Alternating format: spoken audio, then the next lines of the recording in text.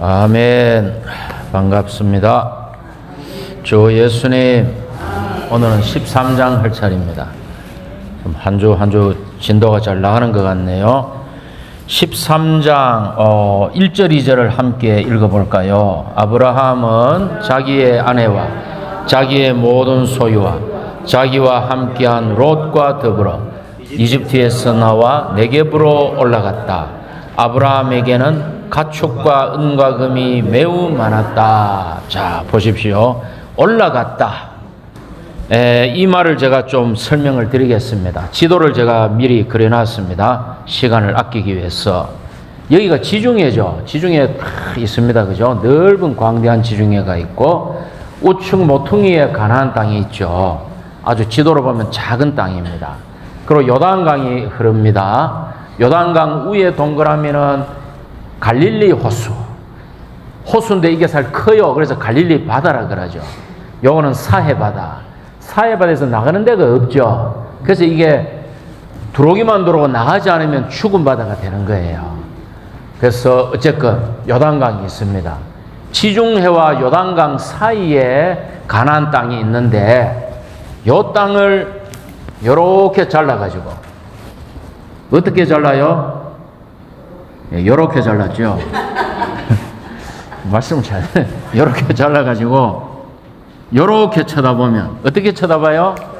예, 요렇게 쳐다봐서 딱 이렇게 놓으면 요렇게 요 잘라가서 요거 떼고 요거를 요렇게 해서 요렇게 딱 놓으면 지중해가 있지 않습니까? 당연히 밑에는 땅이 낮겠죠. 요단강이 흐른다는 것은 이 가나안 땅이 높은 지대입니다. 높이 솟아가지고 여기 요단강이 흐르고 다시 동편 고원지대로 연결됩니다. 됐습니까? 그래서 심지어 여리고성 같은 경우는 해수면보다 여리고성의 위치가 더 낮았어요. 여리고성이 요 어디에 있었단 말이죠. 오히려 해수면보다 더 낮은 곳에 음부에 가까운 데 여리고성이 있었다 이 말입니다. 그래서 이집트는 이제 이쯤 있죠. 아브라함이 이렇게 네겝을 광야를 통해서 이렇게 갔단 말이죠. 그래서 올라갔다 다시. 아브라함의 영적 체험이 지금 회복되고 있습니다. 올라갔다는 것은 아브라함의 영적 체험이 지금 올라가고 있는 거예요. 고난과 환경과 실패를 통과한 후에 우리는 올라가게 됩니다. 그래도 안 올라가면 그건 큰일 나죠. 시련과 고난과 실패를 거친 후에 올라갑니다. 올라가는데 롯과 더불어 이제 차후에 롯과 일어날 어떤 사건을 염두에 두고 성령이 이렇게 쓰신 거예요.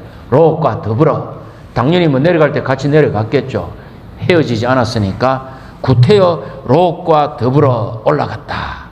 이집트로 나와 네겝으로 올라갔다. 자, 우리가 근데 올라왔는데 금과 은이 매우 많았다. 이 매우가 어느 정도인가 하면은 이사야서 52장에 보면은 성육신된 주님께서 비천한 가운데 고난을 당하시고 높아지고 들려 올려져 매우 존귀하게 되리라. 뭡니까? 음부까지 낮아진 주 예수님이 인성 안에서 우주 가운데 가장 높은 삼층천의 위치까지 올라간 것이죠. 매우 존귀하게 되었다. 그러니까 이게 그 단어를 여기 썼단 말이죠. 그럼 이게 무슨 말이에요? 아브라함이 어마어마한 부를 축적해버린 거야. 어마어마한 부를 갖고 올라왔다 이 말입니다. 그런데 은과 금은 그리스도의 하나님 아버지의 신성이요. 은은 뭐다? 그리스도의 구속이다. 아브라함이 영적 체험이 매우 풍성해진 거예요. 근데 많았다는 말은 수량이 많다, 오케이. 양이 많다, 오케이. 무게가 많다, 오케이입니다. 무슨 말입니까?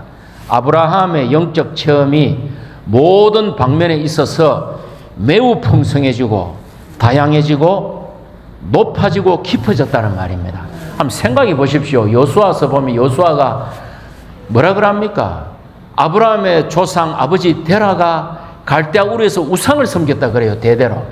이 우상 숭배자가 영광의 하나님을 보고 지금 주님을 체험하고 있는 거예요. 이거는 어마어마한 전진이죠. 그래서 아브라함이 지금 매우 풍성해진 거예요. 영적 체험 안에서. 그리고는 이제 어디로 갑니까? 베델과 아이 사이에 이르렀다. 3절에 그죠? 처음에 천막을 쳤던 베델과 아이 사이까지 도달했습니다. 여행을 시작한 곳으로 돌아왔죠. 베델과 아이가 어딘지는 제가 얘기를 안 하는 이유가 요 땅덩어리가 작아서 고기가 고기예요. 그래서 베델과 아이에서 네겝으로 내려갔다가 이집트까지 갔다가 네겝으로 왔다가 베델과 아이까지 왔다는 것은 무슨 말일까요? 여행을 처음 시작한 곳으로 돌아왔다. 우리가 하락하여 떨어졌다면 어디서 떨어졌는가를 생각하고 다시 처음 위치로 돌아온 것이죠. 근데 돌아올 때 어떻습니까? 느낌이 다릅니다. 우리 안에 느낌이 달라집니다. 어떤 실패를 거친 후에 우리가 원래의 체험으로 회복될 때 우리의 느낌이 다릅니다. 왜 느낌이 달라요? 우리의 존재가 바뀐 거예요. 우리 존재가 내가 뭐 좀 할 줄 아는가 싶었는데 실패하고 비참해진 후에 내 존재가 달라지니까 주님에 대한 느낌이, 교회 생활에 대한 느낌이 다른 거예요. 참 이 구절은 달콤합니다. 왜 달콤합니까?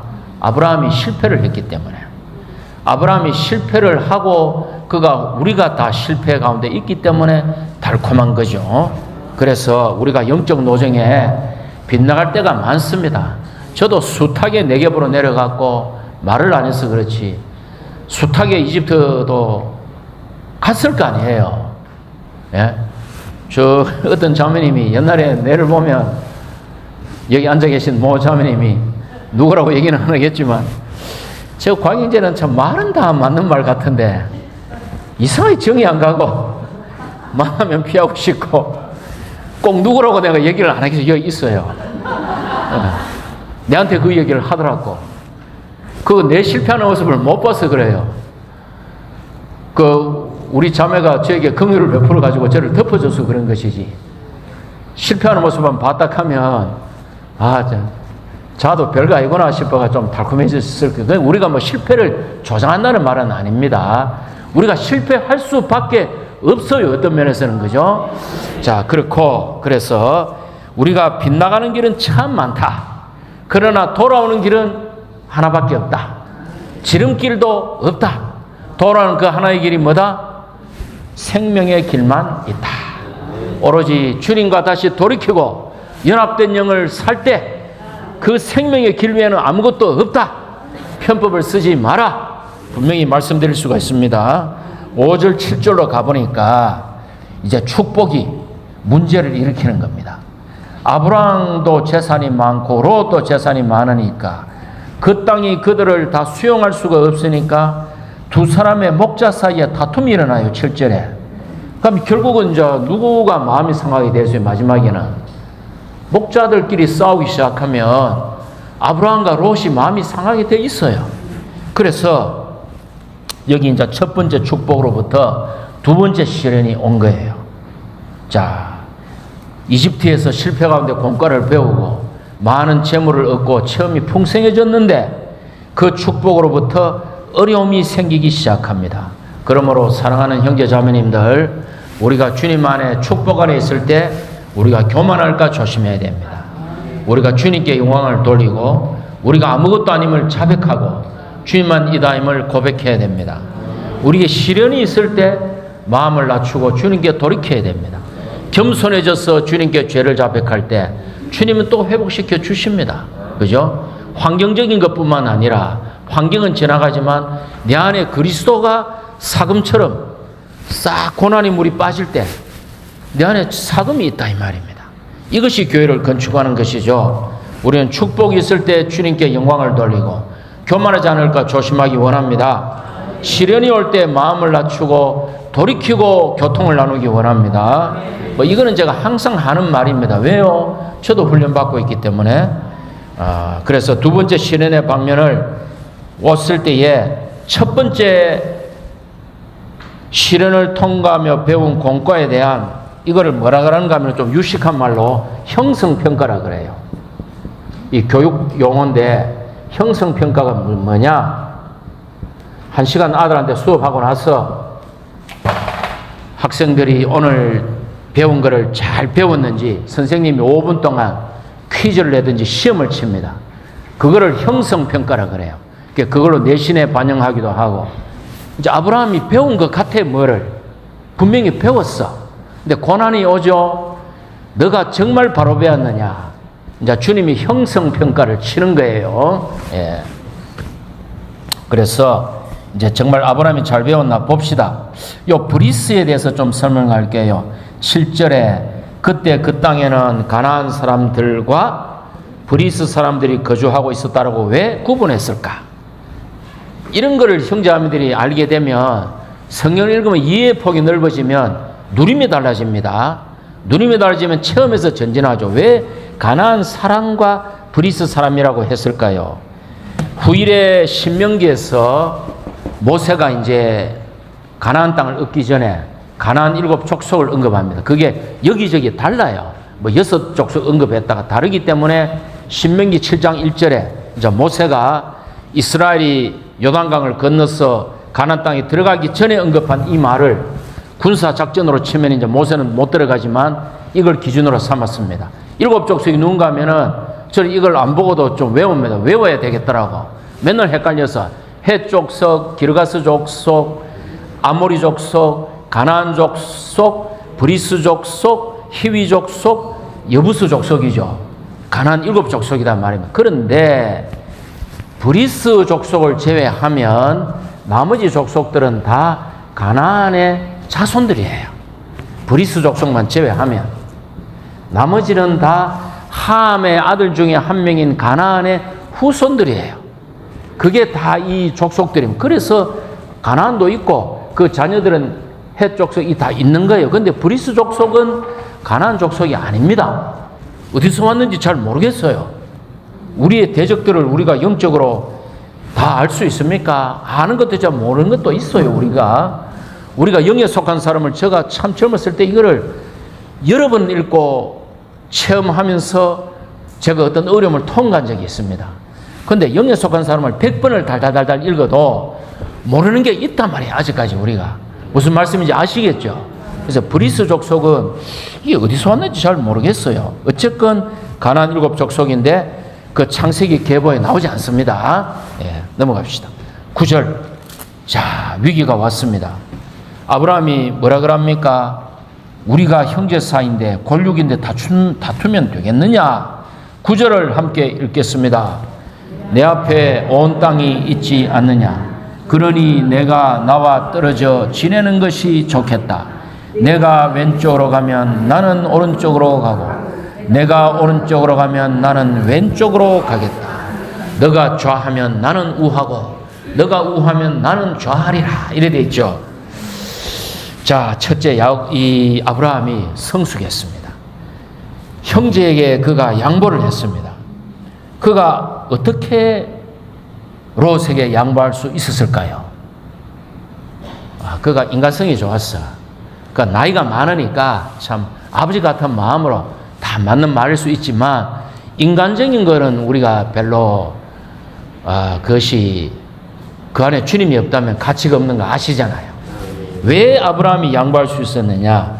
내가 이 땅을 너와 너의 씨에게 주겠다 그랬죠. 믿음에 근거한 거예요.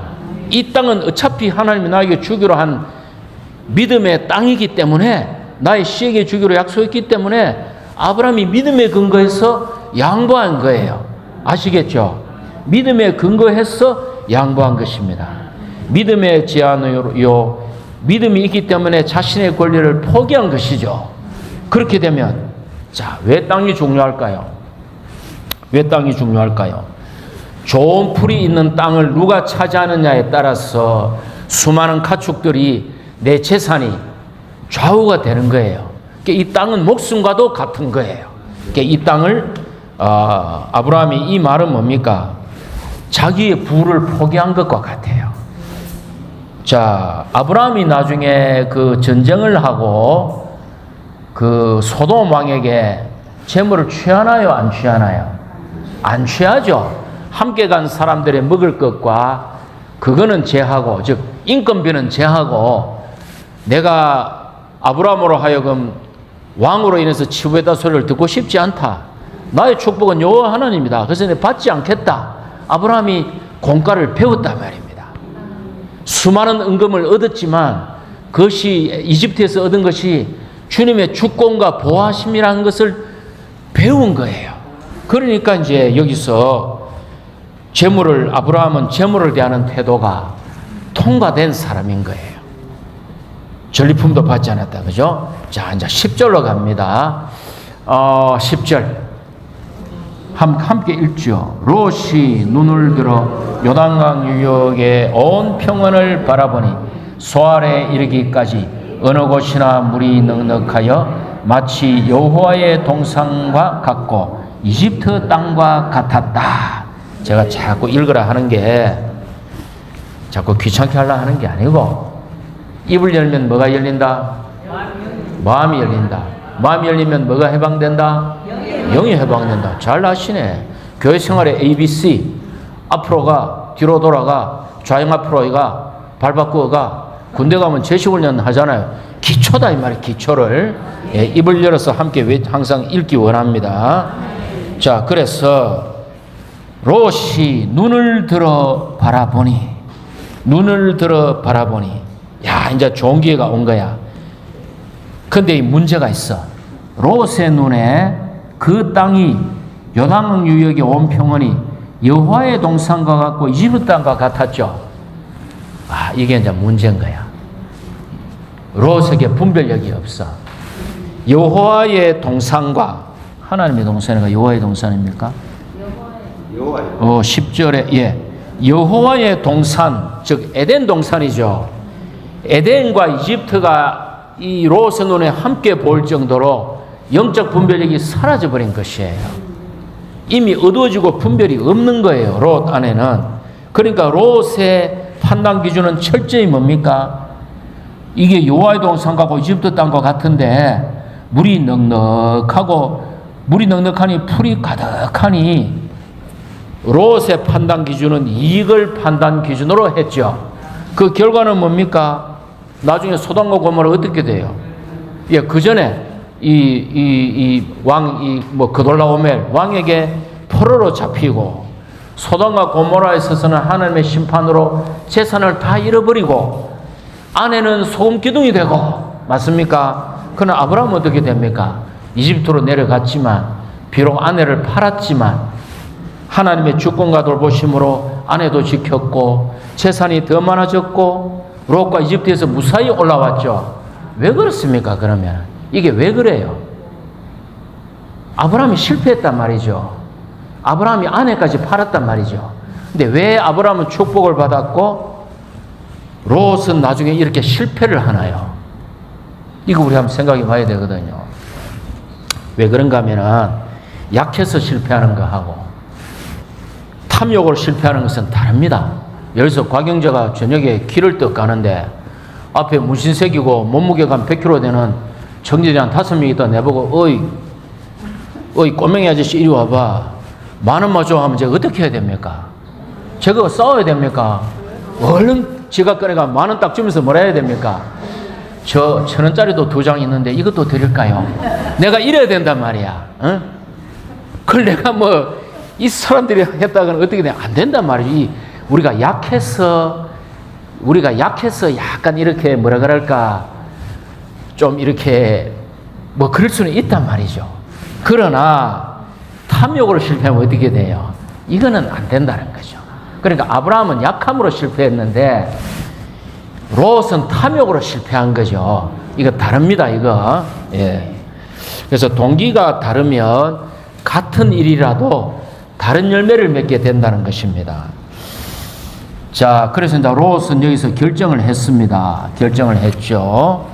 그래서 11절에 보면 롯은 자기를 위해 요단강 유역의 온 평원을 선택하고 동쪽으로 떠나갔다. 자, 세 단어 줄거 주십시오. 자기를 위해 선택하고 떠나갔다. 세 줄 줄거 주십시오. 우리가 여기서 철저히 배우기 원합니다. 아브라함은 하나님을 위하는 자죠.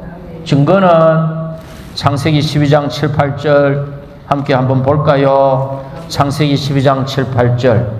7절에서 여호와 하나님이 아브라함에게 이 땅을 너의 씨에게 주겠다 하니까 후반절에 읽읍시다. 아브라함은 자기에게 나타나신 여호와를 위하여 그곳에 제단을 쌓았다. 누구를 위하여? 여호와를 위하여. 자, 다시 11절로 갑시다. 롯은 누구를 위하여? 자기를 위해 선택하고 떠나갔다. 다릅니다. 그죠? 롯은 자기를 위하는 자요, 아브라함은 하나님을 위하는 자다. 이기적 선택의 결과는 계속 끝없이 하락하여 소돔으로 가가 끝난 거죠.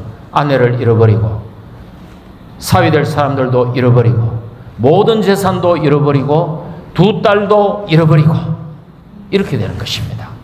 그래서 우리가 교회 생활 안에서 우리의 그리스도인의 삶 안에서 주의 회복에 이기는 자를 갈망하는 믿는 이들로서 우리가 이기적인 선택을 하면 안 된다는 것을, 위치적인 거룩에서 실패하면 천하장사가 없습니다. 위치적인 거룩에서 실패하면 노래방에 가서 영이 해방되는 사람 있나요? 있다 하면 그 사람은 비정상입니다. 노래방에 가서 주의 이름 부를 수 있어요? 그 사람은 이상한 사람이에요. 우리가 때로 갈 수는 있어요. 직장에서 일해서 불가피하게 이래 끌리갈 때도 있어요. 그러나 거기서 막 이거 흔들어 쌓고 이 뭐라 카노 박자 맞추는 게 뭡니까? 탬버린. 그 미친 사람이 이게 그리스도인입니까? 그래서는 안 된다는 것이죠. 뭐 왜 이렇게 조용합니까? 아멘. 14절로 가겠습니다. 자, 14절을 함께 읽을게요. 롯이 아브라함을 떠난 후에 여호와께서 아브라함에게 말씀하셨다. 이제 눈을 들어 내가 있는 곳에서 북쪽과 남쪽과 동쪽과 서쪽을 바라보아라.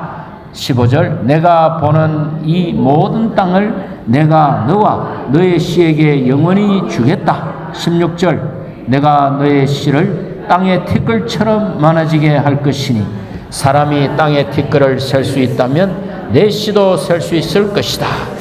자, 여호와께서 아브라함에게 말씀하셨습니다. 왜 말씀하셨을까요? 방금 그게 몇 절입니까? 말씀하셨다가 14절. 왜 말씀하셨을까요? 비로소 본토 친척 아비 집을 떠나라 할 때 친척이 이제 된 거예요. 아브라함에게 친척을 떠나지 못 떠났잖아요. 이제 친척이 떠나진 겁니다. 그러니까 하나님이 대충 넘어가는 분이 아닙니다. 다 기억하고 계십니다. 이제 하나님이 말씀하는 거예요. 인간적으로 말하자면 롯을 목양한 것이죠. 아브라함을 목양한 것이죠. 아들 같은, 아들도 없는 아브라함에게 롯이 떠나가니까 착잡하고 외롭고 불안했을 거예요. 하나님이 나타나서 그를 소중히 보살피고 체리싱, 품으십니다. 이제 말씀하셨다. 눈을 들어. 자, 눈을 들어. 10절에 보십시오. 롯이 눈을 들어 바라보았죠. 이제 하나님이 아브라함에게 눈을 들어 너 동서남북을 바라보아라. 그러니까 아브라함이 롯은 이익에 근거하여 눈을 들어 바라보았고 아브라함은 하나님의 말씀에 근거하여 눈을 들어 동서남북을 바라보았다. 맞습니까? 바라보았다. 하나님의 명령에 근거하여 눈을 들어 바라보았다. 외적인 눈 아닌 하나님의 말씀에 근거한 영적인 눈으로 보아라. 우리가 형제자매들을 이렇게 육체의 눈으로 보면 약점투성입니다. 참. 그러나 우리가 영안의 소망을 갖고 형제자매들을 바라보면 그래, 저 형제자매가 새 예루살렘에 가면 흠과 티가 없는 벽옥으로 빛날 지체들이다. 그러니 저 형제자매가 이 천연왕국에서 지나친 징계를 받지 아니하도록 약간만 징계받고 온전케 되도록 교회 생활 안에서 심지어 이기는 자가 될 수 있도록 우리가 저 지체를 위해 기도하자. 교회 안에 문제가 있는 형제자매들이 있다면 그들을 축복해 보십시오. 그걸 다 우리가 이렇게 부족함을 생각하다 보면 한도 끝도 없어요. 왜? 우리가 다 무능병자, 안진병이요, 절름발이요, 소경이요, 기명을이요, 벙어리요, 또 뭐 있습니까? 열병 환자요, 출혈병 환자요, 심지어 죽었던 사람들이잖아요. 우리가 축복하기 원합니다. 자, 스스로 취한 행동은 당대에 끝납니다. 하나님의 말씀에 근거해 취한 행동은 영원히 축복을 가져옵니다. 그 증거가 15절에 너의 씨에게 어떻게 주겠다? 영원히 주겠다. 영원히 주겠다 했잖아요. 하나님의 말씀을 따르면 영원히 주겠다. 저도 담대하게 간증할 수 있는 것은 제가 30년 전에 40년 전에 주님 앞에 부러지고 굴복했던 그것이 그 이후에 제 삶에 지대한 영향을 미치고 있습니다. 지금 이 순간까지도. 심지어 물질적인 것에 이르기까지, 영적인 것과 내 혼에 속한 모든 것에 이르기까지. 그럼 이 말은 무슨 말일까요? 30년, 40년 전에 주님께 부러지고 순종했던 그것이 지금까지도 저에게 영향을 미치고 있다는 말은 그렇죠. 왕국에 이르기까지, 예루살렘에 이르기까지 저에게 영향을 미친다는 얘기예요. 그래서 우리가 한 가지 공간을 실패하는 것을 엄중하게 여기셔야 됩니다. 한 가지 공간을 통과하는 것을 소중히 여기셔야 돼요. 됐죠? 자, 16절. 이제 양보했으니까 주님이 뭐라 그럽니까? 너의 씨에게 영원히 주겠는데 너의 씨가 땅의 티끌처럼 많아지겠다. 자, 여기 줄을 끄야 됩니다. 너의 씨가 땅의 티끌처럼 많아지겠다. 한번 보십시오. 아브라함이 권륙인 롯에게 땅을 양보했을 때 그의 씨가 땅의 티끌처럼 많아졌습니다. 두 번째, 이제 다음 시간에 하겠지만 권륙을 위해 싸워서 그를 구조했을 때 그의 씨가, 아브라함의 씨가 하늘의 별같이 많아집니다. 다르죠? 자, 또 질문 드리겠습니다. 누구에게 땅을 양보했습니까? 솔로몬 자매님, 누구에게 땅을 양보했습니까? 아브라함이 롯에게, 형제에게 땅을 양보했죠. 그럼 정력 자매님, 아브라함이 15장 가면 형제를 위해 14장 가면 싸우죠. 누구와 싸웠습니까? 형제를 위해 싸웠는데, 롯을 구출해 오기에 싸웠는데 누구와 싸웠습니까? 대적과 싸웠죠. 영적으로 사탄과 싸웠죠. 형제를 위해 양보하면 그 씨가 땅에 티끌같이 많아지지만 형제를 구해오기 위해서 사탄과 싸우면 그 씨가 하늘의 별같이 많아진다 이 말입니다. 이거 두 개가 합쳐지는 사건이 뭡니까? 나중에 하나님이 이삭을 바쳐라 했을 때 이삭을 바치니 하나님 이렇게 말씀하십니다. 너의 씨가 하늘의 별과 같이 바닷가의 모래처럼 번성할 것이라. 그럼 이제 질문합니다. 왜 티끌이, 땅의 티끌이 이삭을 바쳤을 때는 바닷가의 모래가 됐을까요? 하늘의 별처럼, 아브라함의 영적 후손들이 하늘의 별처럼, 이삭을 바쳤을 때는 티끌이라 안 하고 바닷가의 모래처럼 내 씨가 이스라엘이 많아지라. 왜 그랬을까요? 바다는 이방 땅입니다. 주님 성경에서 바다는 이방 민족을 말하고 유대인들이 바다의 모래같이 되었다는 것은 수많은 이방 민족들을 통해서 다루심 받아서 정결케 되어 가지고 티끌 중에 남은 자들이 바다의 모래가 된 것입니다. 이스라엘이 수많은 고난을 통과하게 되는 것입니다. 이삭이 바쳐진 것 같이 됐죠.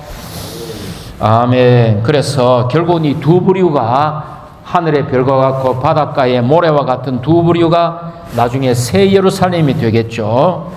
자, 17절에 보십시오. 이 땅을 가로와 세로로 두루 다녀 보아라. 내가 이 땅을 너에게 주겠다. 이 말은 너가 밟는 땅마다 주겠다는 의미가 아니고 하나님이 줄 땅은 이미 정해져 있지만 그 땅이 얼마나 넓은지 너가 확인하고 체험해봐라 이 말이죠. 체험해봐라 이 말입니다.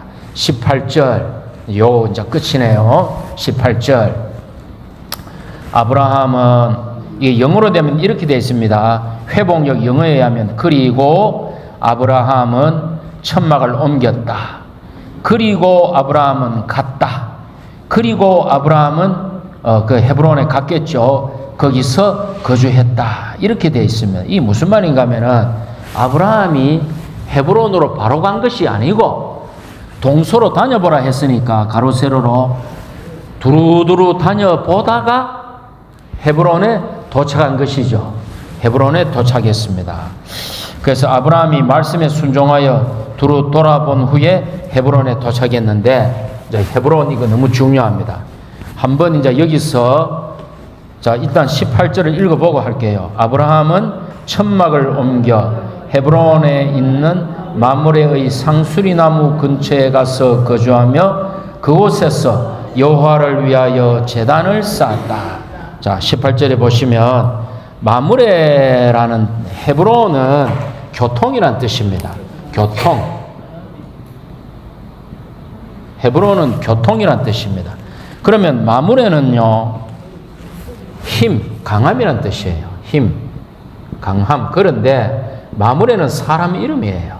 즉 헤브론에 있는 마므레라는 사람의 소유지 근처에 가서, 그게 이제 14절에 가면 마므레 14장 13절 보시면 마므레는 에스골의 형제이며 아넬의 형제였는데 이들은 아브라함과 동맹을 맺은 사람들이었다. 그러니까 헤브론에 와서 이제 아브라함이 가장 합당한 장소에 온 것입니다.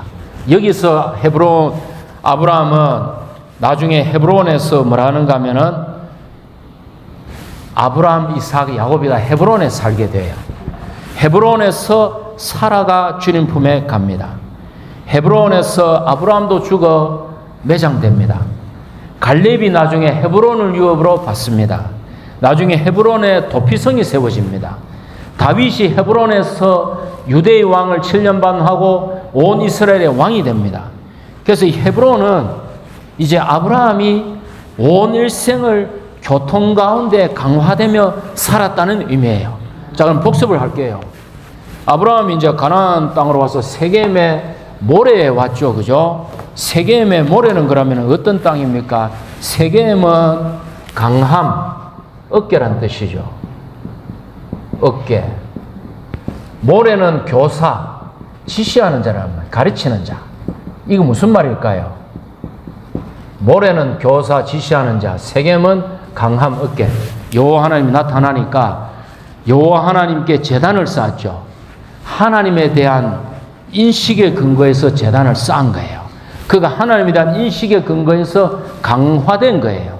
그러나 베델과 아이 사이에 오면 베델은 하나님의 집이고 아이는 폐허뜸이, 뭐라 그랬죠? 제가 지난 시간에 하나님의 집의 귀함과 비교해 보니 다른 것들은 전부 폐허뜸이었다. 이게 정상이죠.